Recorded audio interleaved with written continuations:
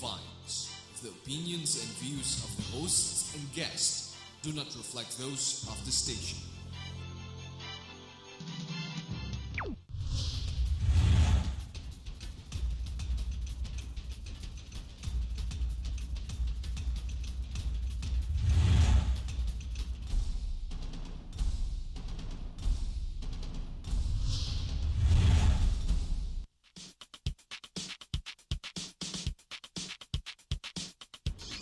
Magandang gabi po sa inyong lahat. Welcome to our show, Heartbeat. Ay, marami pong salamat. Marami rin yung lalaki. Ayaw rin ng divorce. Change, meaning introduction of new policies. Natutuwa ako na And all that, or just katito. buwan ng linggo ng kanyang panunungkulan. It went from 5 peso and 30 centavos.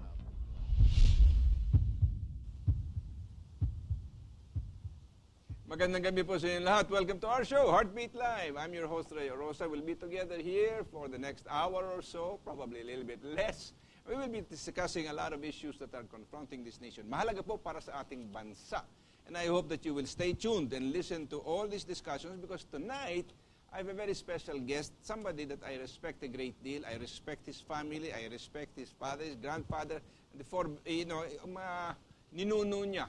And I think they've passed on to him a brand of public service that is very, very rare these days. Wala na pong iba kung hindi si Congressman Lorenzo Tañada Jr. III. Ha? Magandang gabi, Ray. Good evening to you. Nakikinig sa Heartbeat. Siya ang House Deputy Speaker, one among how many? 1 on 6. One of 6, no? Yes, because the 3 from the Liberal Party and 3 from the coalition partners. Okay. So dito po natin makikita na he is, enjoys a very important position in our lower house. But before we begin our discussion with Congressman Erin, yung ating text contest ito, no, ang winner number 1 from last week, unahin natin, 0917-891-8341, ay si Lito Oxon of Malate, Manila. Ito ang sinabi niya, with the present development of peace program in the South, it's about time the government should implement the food sufficiency program utilizing the idle lands like in Cotabato and others, thus bringing food sufficiency over the nation. Well, that will, I think, can come to pass once we are clarified about the territory of the ARMM or the Bangsamoro entity, or whatever you want to call it, at saka natapos na yun, nagkaroon ng kapayapaan, then we can begin to look in terms of making the whole Mindanao possibly food basket for this nation, di ba? So, I think it's an excellent idea, although we've been talking about it here for some time in past programs, na kailangan magkaroon tayo ng land use map para malaman sa lugar na ito, itong dapat itanim, etc., etc., at ano ang suportang maibibigay ng pamahalaan para ito ay maganap. Hindi yung basta iwanan na lang ang tao dyan, bahala ka na, may irigasyon at wala, pasensyahan tayo. Kung gano'n ang attitude ng pamahalaan at sasabihin, hindi, marami akong mas mahalagang kailangan ibang tingnan, abay talagang ang ating food sufficiency program will always be a dream. Alam mo, Ray, just to butt in a little, no? Yung land use program, yan po ay napasa on third reading already in the House. Pero wala pa sa Senado. Wala pa sa Senado. So, but for us in the House, it's historical because it never got out of committee before. And for the first time, nailabas at naipasa ang third reading. Ngayon, ang tanong, will the Senate have enough time to pass it? Sayang kung hindi, dahil malaking pagkakataon. Wala ba sila kakayang isipin, Eric, na mahalaga ito, kailangan natin ng... Kailangan importante yan alam mo, Ray, ang akala nga namin, hindi ito papasa sa House dahil isa sa mga hadlang sa land use yung mga local government units. Sila na mismo. Dahil mawawalan sila ng poder dahil ang national government ang define kung anong mga area ang pwedeng ma-confer. Well, lalong mahihirapan yan pagka mayroong autonomy na ang Muslim Mindanao, no? Yung lugar ng ARMM. Hindi sila ngayon pwedeng diktahan kung paano gagamitin yung lupa. But if you offer them an opportunity to become more productive, they might, out of their own volition, they will cooperate. Yes. All right. From 0926-679-9529 from Roel of Quezon City. Good evening, sir. Many Muslims are hoping na magkaroon ng magandang bunga ang Bangsamoro Peace Agreement. But why does Nur Miswari hate the signing agreement and he is mad at Pinoy? Do you think gusto lang ni Miswari na papansin dahil gusto niya uli hawakan ang ARMM o media mileage lang niya ito because he is running for governor again. Alam po ninyo, napakahirap na husgahan natin ang motibo at intensyon ng ilang mga politiko. But I think in some respects we can say, Noor had his time and he failed miserably. So sa akin, kasi alam po ninyo, even among the Muslims, yung tatlong basic tribes dyan, ang Tausug sa Hulo, ang Mindanawans at saka Maranawans, unfortunately, they don't trust each other. And whether they can overcome their suspicions of each other within and amongst themselves is of course always a question. Alam natin ang MILF, nagmula lang sa MNLF yan. Kanya hindi natin, siyempre, ngayon sasabihin ni Noor, uy, paano naman ako? Okay. So the question that he might be minimized, we have answered in this program before na, if tumakbo siya bilang governor or pinuno or prime minister or whatever of the resulting autonomous region in Mindanao. Kung iboboto siya ng kapwa Muslim niya, then wonderful. Kung hindi siya tangkiliko ng kapwa Muslim, ay wala tayong magagawa. Hindi ba? Yun ang kailangan nating tingnan na sana, wag na siyang masyadong manggulo at learn to accept what is there and then work within the system rather than simply seek glory for yourself. Na hindi naman natin sinasabing ginagawa. Hindi ko kasi kayang husgahan ang kanyang mga motibo at intensyon. But siyempre, ang hinihintay ng tao, and 99% of the people that have called up and sent their texts here have said people are waiting for the sa ambungan ng kapayapaan na umiral diyan sa Mindanao for once. And that is both Muslim as well as Christian. Both sides want to see peace in that area. And sa aking punto rito, maski na hindi perpekto itong framework agreement, napakadaming question mark dito sa akin. It is historic that both sides have said, we are tired of conflict. It's time for us to try ng peace at pakipagkasunduan. And that to me is a miracle from the good Lord. Alright? So just don't forget, when you text us, give us your name at saka kung saan kayo nanggagaling para malaman namin kung saan kayong bahagi ng Pilipinas. Alright, let's go to our topic for tonight, Kairin. Itong pinag-uusapan natin. There are several issues that I think we want to discuss. Why don't we start out with the cybercrime law first? Okay. Kasi ito ngayon ang medyo mainit at mayroong lumabas na article sa dyaryo na isang local government official is suing somebody who uses Facebook, etc. to publish her comments para daw turuan ng leksyon. To me, kung ang motibo mo to apply the penal provisions of law to teach a lesson, I don't know whether that's a right motive or a wrong motive. How do you feel about that? Well, ako, tingin ko, mali yun eh. Dahil this is just her exercise of her freedom of expression. Anong pinagkaiba kung tatayo siya sa plaza at sasabihin niya publicly yung sinabi niya sa Facebook? I don't see anything different. It raises a question kasi, Kaerino, na kung ako hindi believe sa iyo as a public official, wala ba akong karapatan sabihin, oy, hindi ako believe dito, walang kwenta ito. That's part of freedom of expression. Hindi natin pwedeng kontrolahin kung ano iniisip ng tao, ni ang kanilang paraan ng pagpapalabas ng kanilang iniisip.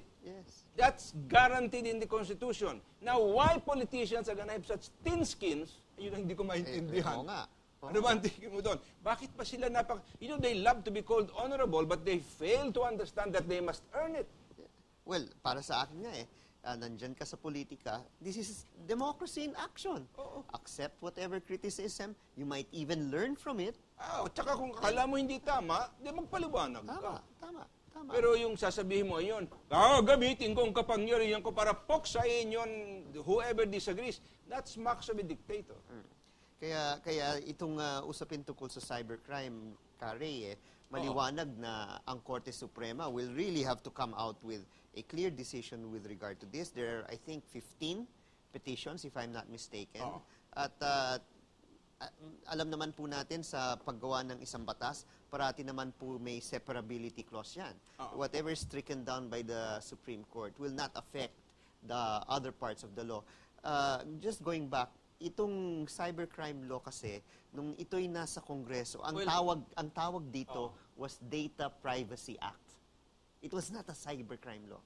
In other words, it will just prevent other people from invading the privacy of people using the internet or It whatever. was supposed to protect the BPO community from hackers, Oo. from people who would try to get the information given by clients, no, Oo. and stored in their Like database. credit card numbers, Yes. names and addresses. That was the etc. purpose. And then Oo. suddenly, when it left the house, when it got the name changed, and there were other provisions that were inserted. Alam mo, ang tingin ko dito, pinagsamantalahan ito ng mga mambabatas eh. Paraan nila ngayon para magbenggansa doon sa mga pumupula sa kanila. Ito nga sinasabi ko, why are you so sensitive to criticism? When you do whatever you like, whether it's right or wrong. Napakadami ng skandalong nangyayari dito sa bansang ito sa larangan ng politika. At tapos dito ka pa magmamabuti at sasabihin you're sensitive to criticism. What I don't like about it also is what was not in the bill that went to the bicameral committee of Congress. Paglabas, mayroong provision na wala dun sa original. Yes. Ano man naman klaseng magic ang ginagawa ng ating mga mambabatas dito? O kaya rin, ganun I nangyayari? remember an old politician even said that the bill that you originally filed, when it comes out for ratification, you might not even recognize it anymore. Yun ang nga ang problema. So, yun ang problema dito. Ito, meron tayong question mula kay Edna Oblagona from 092662427769. Sabi niya, good evening. Hindi ba pwedeng gumawa at magpasa ng batas ang Senate and lower house na hindi pinakikialaman ng palasyo? Gaya ng FOI, hindi ba ipasa kasi ay gustong version nila ang masunod pati na ang sin tax bill? Sa mga nasa Congress, huwag naman kayong sunod-sunuran sa gusto ni Pinoy. Now, I'm not telling you that the cyber law crime inserted provisions at the instance of Malacanang. Wala ho. Although we have been hearing press releases saying that the palace is supporting the cybercrime law, which I think is a little bit unfortunate, well, except that he already signed it. Yes. So that means he is in favor of it. Yes. Because if he didn't want it, he could have vetoed it. Yes. He could have sent it back, but he did not. Well, the problem there, Ray, if he vetoed it, let's say, the good portions of the bill that protected the BPOs would have to go back again with the whole bill. And that, I think that was that would be more destructive to the BPO industry. That's why I think he decided to sign it and let people go to the Supreme Court and question the other parts. I think it's rather short-sighted because, as you put it, there is a distinction between those who hack in order to get information that they are not privy to and is the bread and butter of BPOs, and the other one that impinges on people's or individuals' freedom of expression. Those are two very, very large issues Tama po yan. that stand on their own and you cannot mix them. Pero sa ating constitution kasi wala naman partial veto. You Oo. you either veto or you accept the bill. or you accept the bill, So- or you just leave it and let the 30 days pass without Yes, signing. yes, yes. Oo. So yun po ang mangyayari po dyan. And in fairness also, hindi naman to defend the palace, yung sinasabi tungkol ng speaker nakikialam dito sa paggawa ng batas, hindi nakialam ang Pangulo dito talaga sa cybercrime. No, it just went through the normal process. What I cannot understand here, for example, is what happened in the Senate. Bakit siningit ni Senator Soto ito rito? Yan ang hindi Who ko alam. instigated it? Yan ang hindi ko alam. Yun. Alright, so maybe hindi sila nakialam sa House. But alam mo, the people who understand the process Yes. sa lower house at Senate, hindi na sila makikialam dito, doon na lang sa bicameral committee. Ha? A word slipped in, nagbabago ang kompleksyon ng batas. But the other portion there is, after it comes out from the bicameral committee, it's supposed to be given back to both chambers. Yes. For them to For study. ratification, yes. And ratification. Yes. Wala ba namang nakakapansin, uy, ang layo nito sa ating pinasa. The author should have. No? The author should have. Ang naalala ko po dito, Kare, Oo. itong batas ay lumusot nung panahon na nagkakaroon po ng impeachment trial. So Inintay nilang nagkakagulo sa impeachment. hindi naman. Let's say the people who would have raised certain questions and would have been in Congress. no? And as a matter of fact, one of the authors, si Sani Angara, was part of the impeachment team. So every day kami nandun as spokesperson. Kaya hindi namin na-monitor yung legislative process sa House. Well, alam mo yun that's a very unfortunate statement to Ka-Erin, because one cannot say I was busy, I could not attend to my duties. Well, ang duty sa impeachment is also constitutional eh. No, I didn't say it was. Okay. No, but if you have five things on your plate, well, that's why you have staff to look it over. Yes, you have yes. staff to review it and bring to your attention, Oy, Senador, itong nangyari, problema. Yes. Anong gagawin mo? All right, then that is where the wisdom of the legislator comes to play. Yes. Kung ano ang kanyang pakikialaman at ang hindi kanyang pakikialaman. At dito sa cybercrime law, unfortunately, the consequences are very severe, and those who study the law and the constitution of this nation are deeply concerned.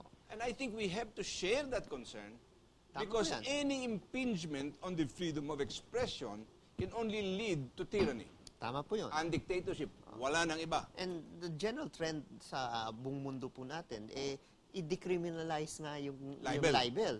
As a matter of fact, when I was in my first term, I provided a bill studying the whole revised penal code and decriminalizing libel and other penalties in the RPC. Because we all know CARE, di ba?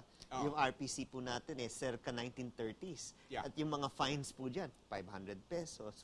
So Pwede kailangan talagang, kaya kailangan i-update, kailangan pag-aralan. At when I filed the bill, one of the provisions that I provided there was to decriminalize libel. Okay. Ang question nga dito is, how do you define libel? I would say that if I manufactured evidence and then I accused you of a crime because of manufactured evidence, and that is, but if it's available or that thing has been brought out in the media, am I still guilty of libel? You should not. You should not. Kung magsasabihin ko, ito nabasa ko sa dyaryo. You should not. Kung totoo ito, ay talagang masamang tao ito.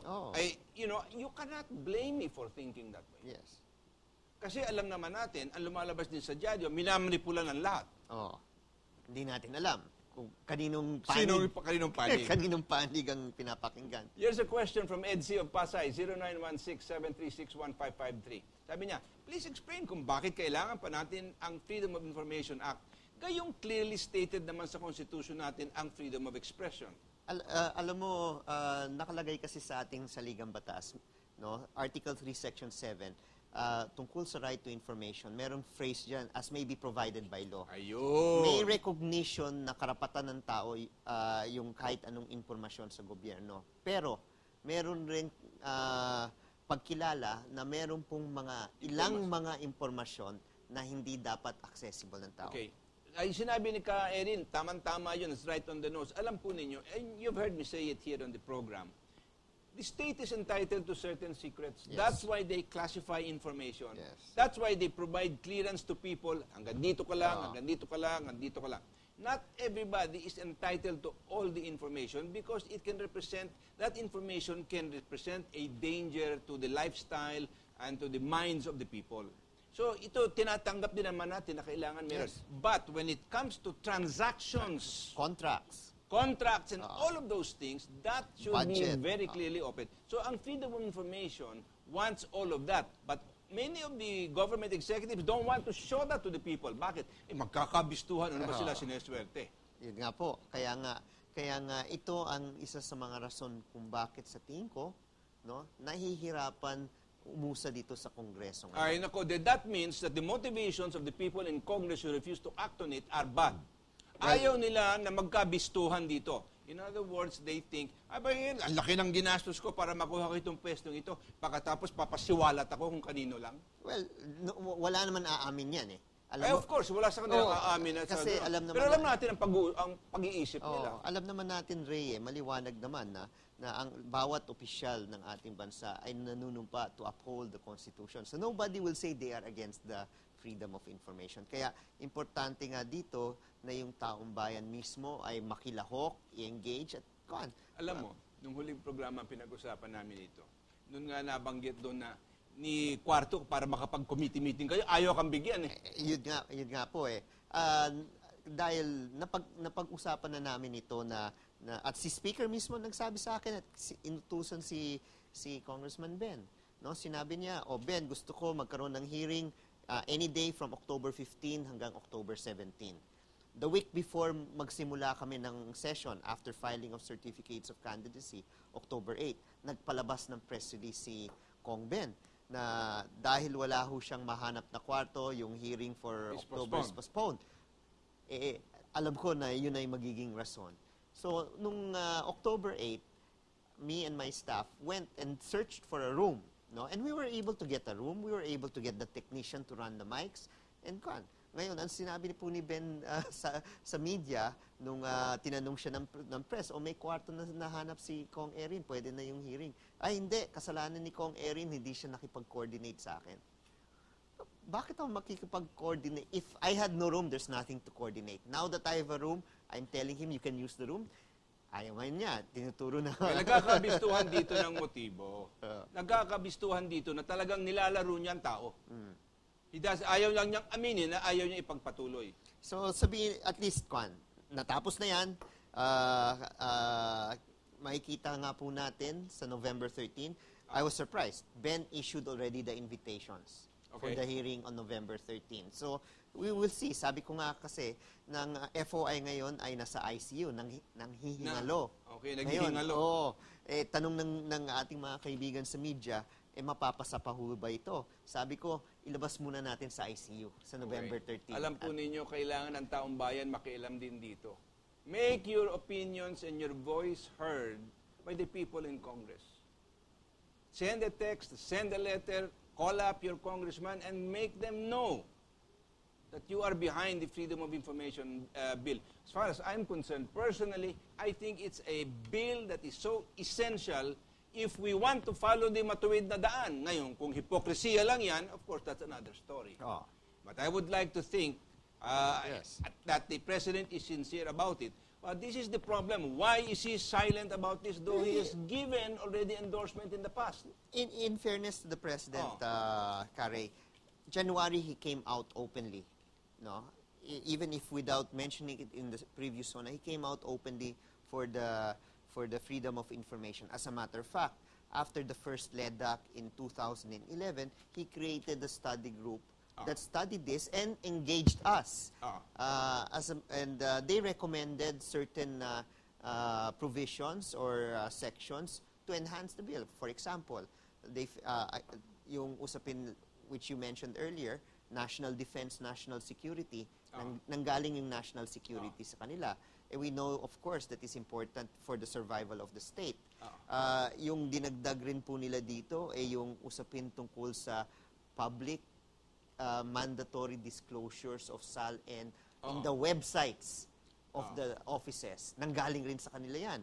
President, Vice President, members of the Senate, members of the House, members of the Constitutional Commission, members of the Supreme Court, the Ombudsman, one-star general up in both PNP and AFP. So maganda yung mga recommendation nila. Nga lang, it remains to be seen kung matutuloy. From 0916-872-7002, from Abdul Muharain from Holo, Sulu. Ang problema kasi sa Holo is the government. Walang improvement ever since kahit sinong pumalit yun pa rin. It's all about money matters. Barangay Kagawad ang sahod, it's only 1,000 monthly. About Nur Miswari, nagkakaganyan dahil siyempre yan ang gusto niya mangyari dati pa nung time niya. Ngayon, binigay sa MILF, nagseselo siya kasi siya nagsimula niyan. Tapos sila ang makakakuha sa pinaghirapan ni Nur Miswari. But the good in Nur Miswari during his time as governor-mayor, I just forgot kung ano talaga maganda. Yung pamamahala niya, dati walang gyera sa Hulo, tsaka kidnapping. Alright, we are not here to judge how he behaved as a governor because that's no longer the issue. Now, kung ang local government official sa Hulo o sa probinsya ng Sulu ay problema, di ang tanong natin dito, bakit sila tinatangkilik ng kanilang mga ng taong bayan dun sa lugar na yon? Ngayong magkakaroon tayo ng election 2013, edi siguraduhin natin na hindi mga walang performance ang ating kukunin na mga public officials.